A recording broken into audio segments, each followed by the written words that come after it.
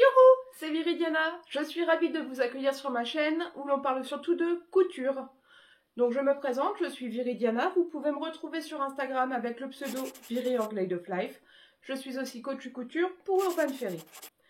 Aujourd'hui, je fais une vidéo comme vous les aimez beaucoup, c'est-à-dire une vidéo upcycling, réparation, rénovation, modification. J'ai fait aussi quelques travaux pour des clients. Donc, je pense que ce sera assez garni pour ces mois de septembre, octobre, novembre. En attendant, avant de commencer, bien sûr, je fais des bisous à ma grand-mère. Bisous, mamie! Et puis, sans plus attendre, on rentre dans le vif du sujet. C'est parti!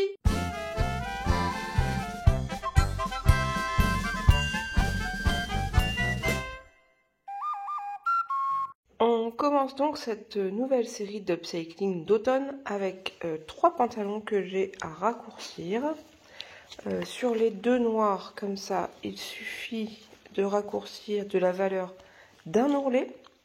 Et sur le beige, c'est un grand ourlet et il faut que je le rétrécisse de 1,5 en fait. Et j'ai déjà travaillé, hein. J'ai déjà... non, en fait, sur les noirs, il n'y a pas grand-chose à faire. Il faudra juste, comme c'est la valeur d'un ourlet, il faudra juste que je replie et que je pique. C'est tout simplement. Et c'est sur le beige que j'ai déjà travaillé, puisque j'ai décousu l'ourlet et j'ai coupé la valeur qu'il fallait. Donc là, je n'aurai plus qu'à plier de la valeur d'un ourlet, puis de replier dans l'autre sens. Voilà, donc j'ai un travail de fer à repasser à faire maintenant.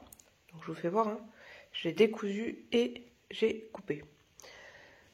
Travail de fer à repasser et de piqueuse. Et puis, on m'a aussi donné ce gilet dont les manches étaient trop longues. C'est un jersey de lin et j'avais déjà eu le cas avec le jersey de lin, c'est que ça s'agrandit très fort en fait. Donc là, c'est pareil. J'ai les manches, on avait vu avec la cliente quelle longueur couper. Donc j'ai coupé les petits bouts qu'il fallait et je referai un simple rempli comme ceci que je piquerai à la recouvreuse et le tour sera joué. Voilà, donc c'est parti. Petit point sur mes réparations d'automne. Donc ici nous avons la jupe d'une cliente qui commençait à se découdre sur les côtés.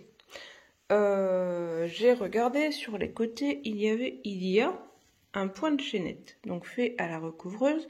Ça permet en principe de garder de l'extensibilité à la couture. Mais ce vêtement, il est extensible. Allez, mise au point, hop. Il est extensible en largeur. Alors, à une main, pas évident de vous montrer. Quoique là, on voit un petit peu. Extensible en largeur, mais pas du tout en longueur. Du coup, ce point de chaînette n'est pas utile. Mise au point, s'il te plaît. Hop. Alors, pour faire la réparation, alors là, justement, je vous le mets du côté où il y a un fil un peu plus clair pour qu'on le voit. Mais de l'autre côté, c'est bien en bleu marine.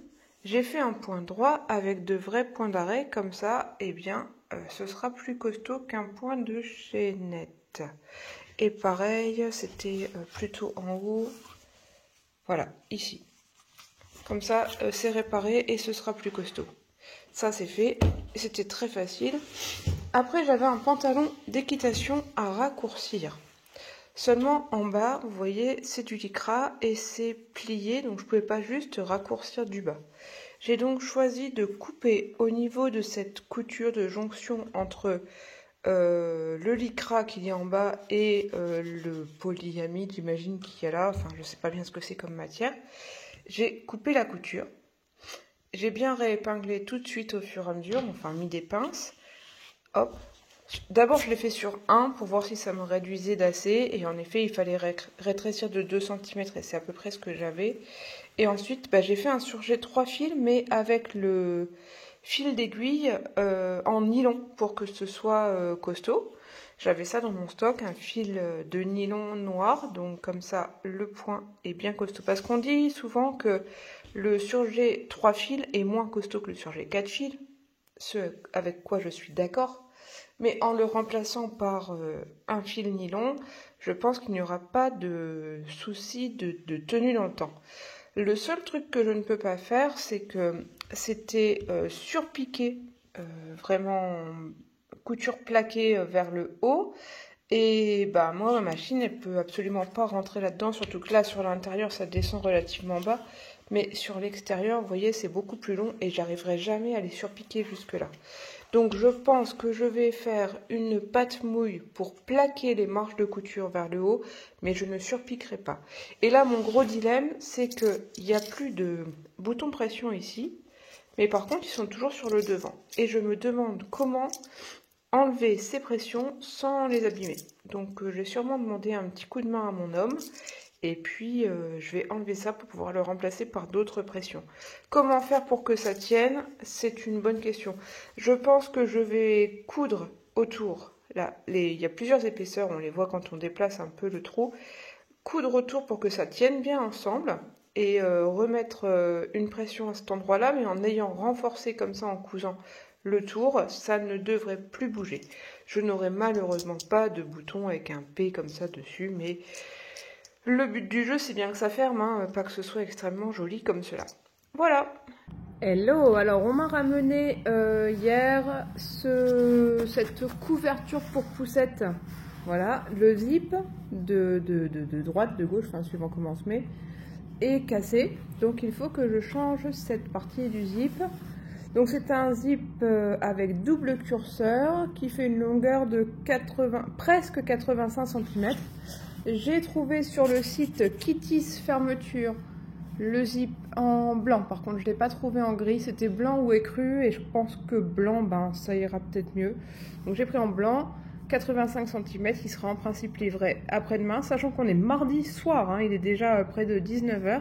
Je l'ai commandé, ils me le promettent pour jeudi parce que c'est un vêtement que je dois rendre vendredi soir au plus tard à mes clients puisqu'ils en ont besoin pour samedi matin de bonne heure.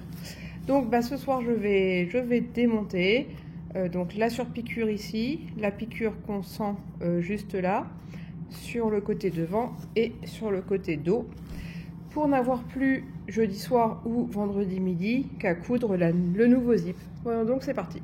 Nous sommes vendredi 14 h, j'ai reçu dans ma boîte aux lettres tout à l'heure le zip séparable de 85 cm que j'avais commandé. Avec une journée de retard certes, mais bon, il est là. Mon client revient à 17 h, j'ai donc 3 heures pour finir ça. Tout devrait bien se passer. Le petit souci, c'est que le zip fait 85 cm, hein, on n'avait pas vraiment le choix. Sauf que le zip d'origine, ici, fait 82,5. Donc ça dépasse. Ça dépasse. Je vais devoir faire un pli comme ça. Hop, pour pouvoir le glisser à l'intérieur. Ce sera un tout petit peu moins joli, mais j'ai hésité et le 80 cm aurait été trop court. Donc il y aurait eu un jour de 3 cm ici pour les courants d'air, ou alors ça n'aurait pas fermé jusqu'en haut ici. C'était pas bon non plus, j'ai choisi le 85 et je replierai des morceaux. Par contre, j'ai regardé un peu sur internet et apparemment on ne peut pas enlever les dents en plastique injectées comme celle-ci. On peut enlever les dents en métal quand on a un grand zip en métal, mais on ne peut pas enlever les dents sur un zip en plastique injecté. Du coup, il faudra bien que je replie à l'intérieur tout ça. Mais ça va aller. De toute façon, ce sera toujours mieux pour le bébé que le zip qui ne fermait plus du tout. Donc j'ai épinglé un côté, enfin j'ai pincé un côté. Je vais aller le coudre à 0,7 à peu près par rapport à ce qu'il y avait de cousu autrefois. Vous voyez, j'ai bien la marque ici. C'était pas 1 cm, c'est environ 0,7. Donc je vais refaire pareil. Une fois que j'aurai cousu le zip sur le tissu extérieur, je le replierai à l'intérieur et je ferai la surpiqûre ici qui prendra aussi la doublure en moumoute. Voilà. Allez, c'est parti. J'ai épinglé endroit contre endroit le zip, donc la deuxième moitié du zip, sur le tissu extérieur de la chancelière. Et là, je couds en ayant mis mon aiguille sur le premier repère rouge pour que ça pique environ à la moitié du ruban. Voilà. C'est parti. La première partie de la chancelière s'est bien passée, donc pourvu que tout se passe bien là aussi.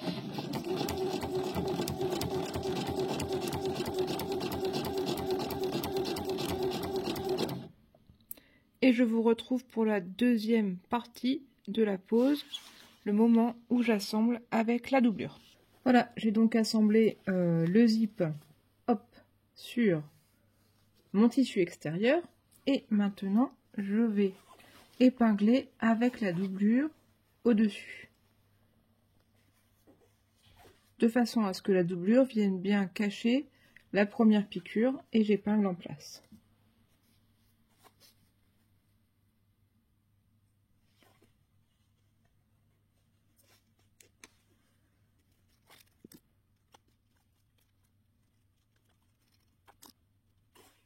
Vous voyez, comme ça on voit rien ici. Alors, je vais pas piquer pile poil sur les anciens trous parce que ça me semble un petit peu loin. Je vais avoir beaucoup de rebords de l'autre côté. Donc, je vais plutôt piquer entre les deux lignes de trous précédents. Voilà.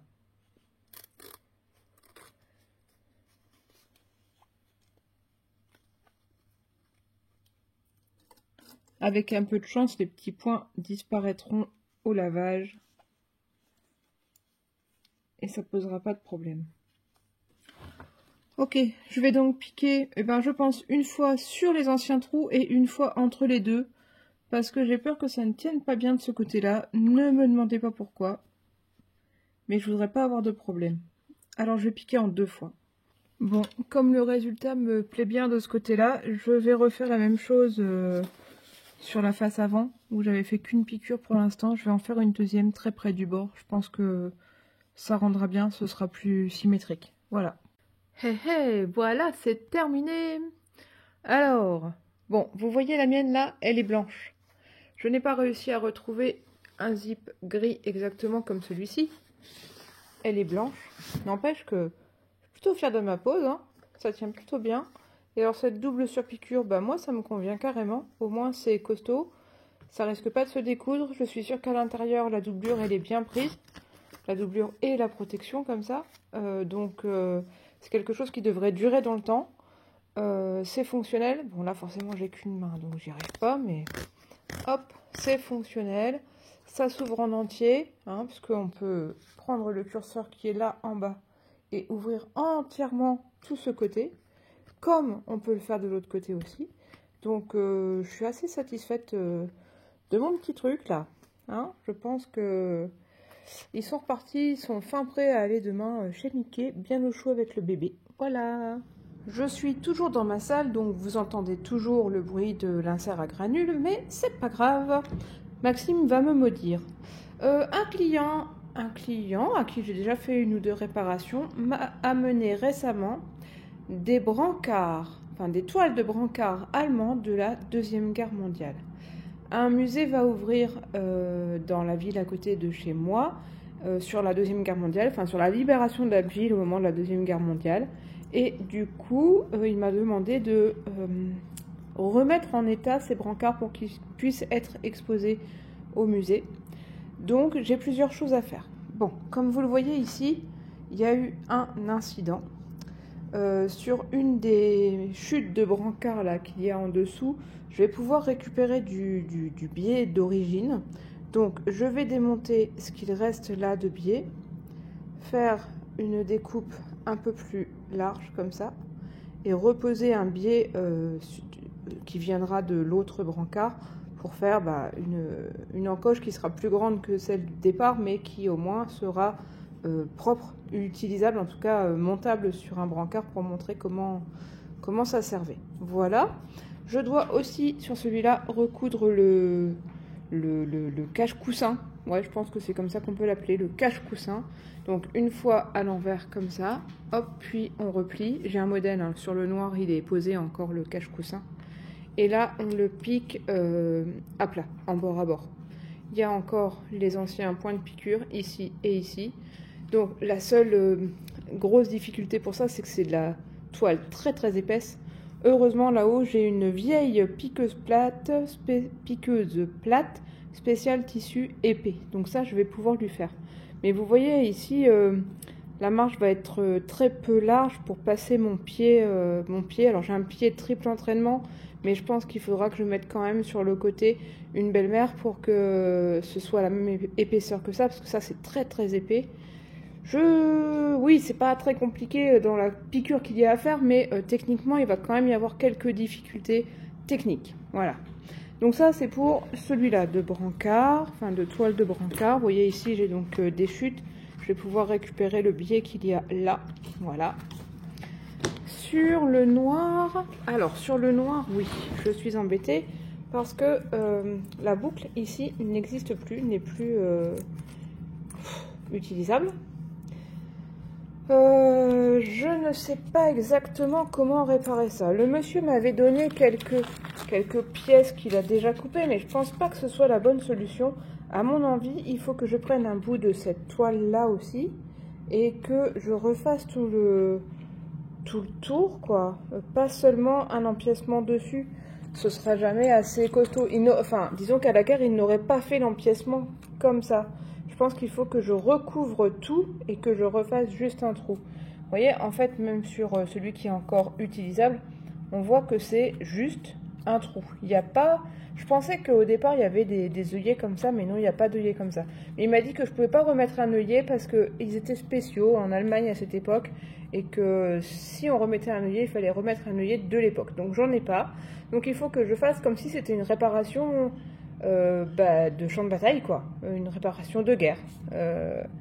Donc, moi, je serais plutôt d'avis de couper un bout de cette toile, refaire tout le tour et faire juste une fente. Alors, hop, je vous fais voir. Refaire tout le tour de ça, piquer là sur la partie saine et refaire juste une fente. Bon, je vous ferai voir au fur et à mesure si j'ai des idées meilleures ou pas. Voilà, donc ça c'est pour le foncé. Et sur le dernier, il y a quasiment que le coussin la housse de coussin à recoudre. Donc c'est pareil, on voit bien les anciennes piqûres ici, les anciennes piqûres ici, ici aussi, et là. Donc j'ai vraiment qu'à me repositionner et piquer. Alors là, c'est pas exactement la même fabrication. Du coup, je pense que je vais être moins embêtée ici pour le... Ah si, c'est de l'autre côté. De l'autre côté, j'ai quand même ça. Ça va quand même m'embêter. Bon, et ben, j'ai un peu de travail. On est mardi soir, je lui ai promis pour vendredi.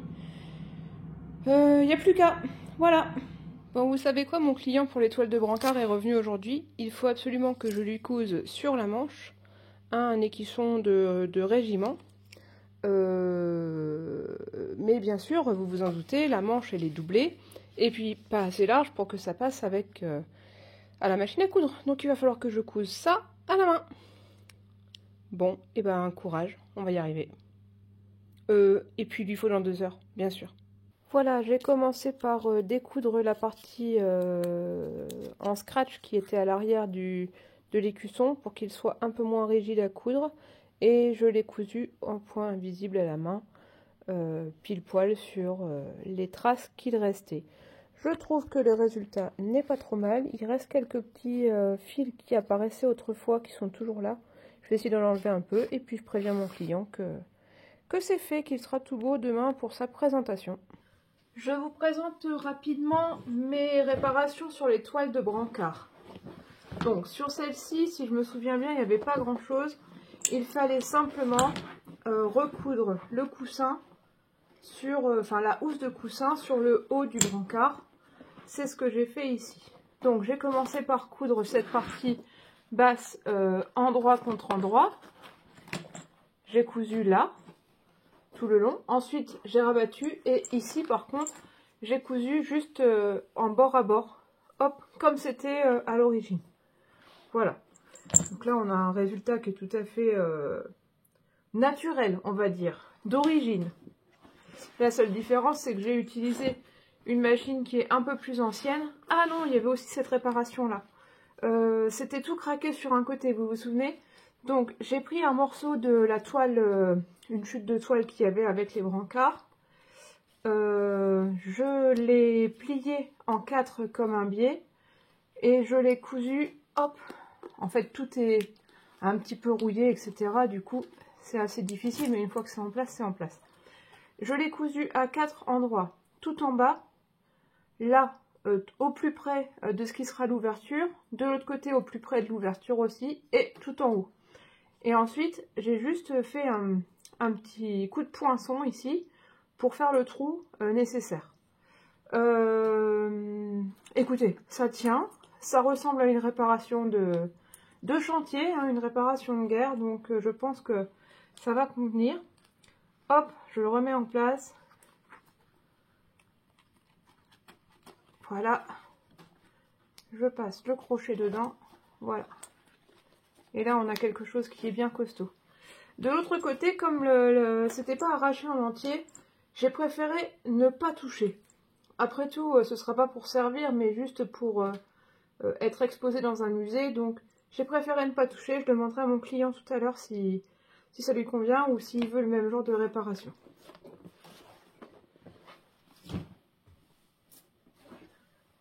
Sur celle-ci, qui avait-il à faire? Je crois que c'était aussi le coussin. Ah oui, et puis ça. Ou alors ce coussin-là, il était déjà, je ne sais plus. Non, je l'ai recousu. Donc ce coussin-là, donc c'est pareil, hein, j'ai commencé par cette face. On voit, mon fil est un peu plus clair. Hop, que j'ai cousu endroit contre endroit. Puis j'ai rabattu la housse et ici, j'ai cousu en bord à bord. Ensuite, ce côté-là était tout arraché. À l'origine, donc c'était un trou plus petit comme ça. Mais c'était arraché, hop, diversement là. Donc, j'ai juste ouvert la blessure, on va dire. Récupéré un morceau de biais sur la chute. Que j'ai rapiécé ici, on le voit un petit peu. Et je l'ai replacé. Je l'ai remis en place comme ça. Et c'est relativement propre. J'espère que ça va convenir à mon client. Je vois qu'ici, c'est pas très beau. Je vais voir si je peux y retoucher. Voilà.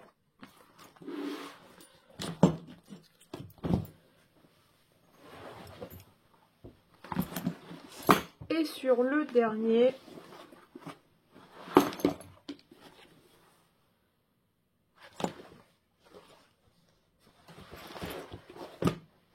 et ben là aussi c'était la housse de coussin. Donc c'était sur le noir que c'est celui d'origine, ouais.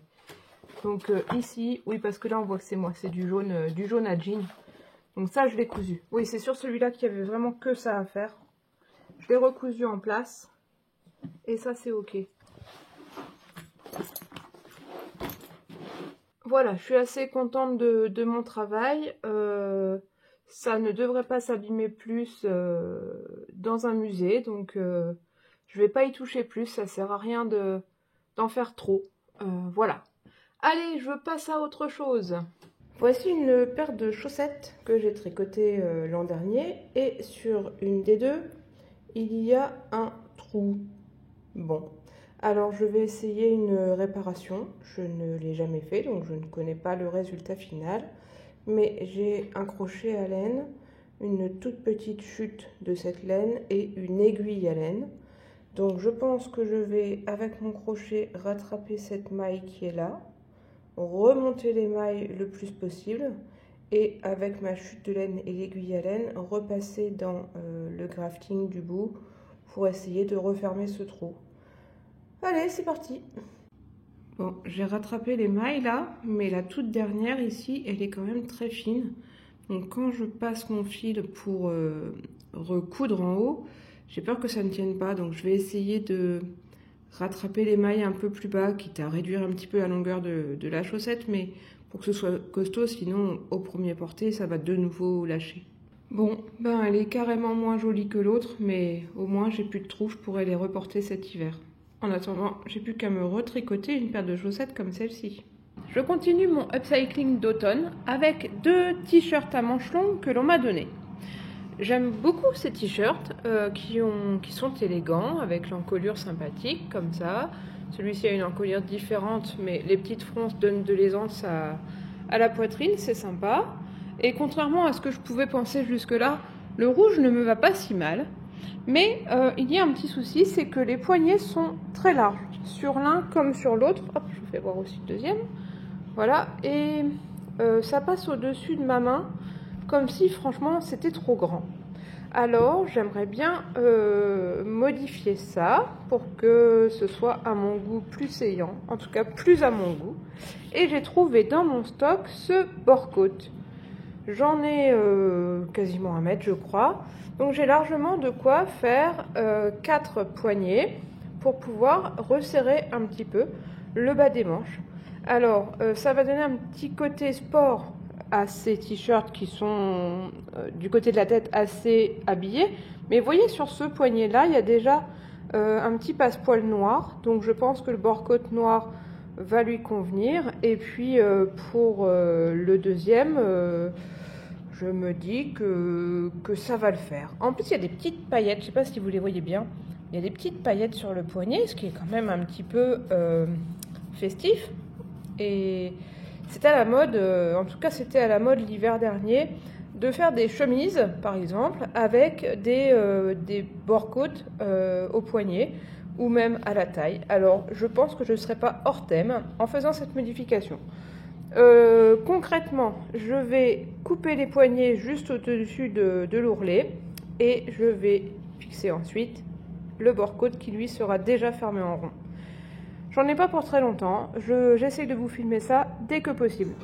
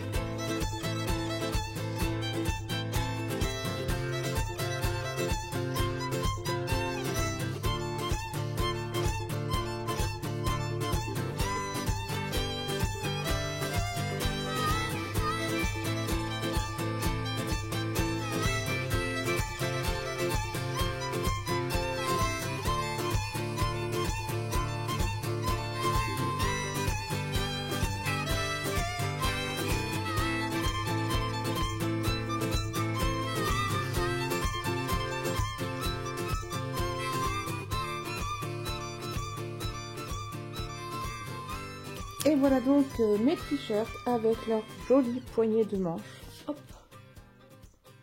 Vous voyez, c'est comme si ça avait toujours été là. Vraiment, ça me convient très bien. Alors j'ai choisi délibérément de décaler la couture du poignet avec la couture du vêtement parce que les épaisseurs l'une sur l'autre étaient énormes et je voulais absolument pas bloquer ma machine. Sinon on a une couture intérieure qui n'est pas jolie. Là, franchement, moi je sais, vous aussi, qu'il y a 1,5 cm d'écart, enfin 1 cm, mais franchement, au porté, je pense que ça ne se verra pas du tout, et au moins, la machine n'a pas bloqué, je ne me suis pas énervée. Voilà. Donc ça, c'est le premier, celui avec le col chemisier, et le deuxième avec l'encolure arrondie à fronce. Voilà ce que ça donne.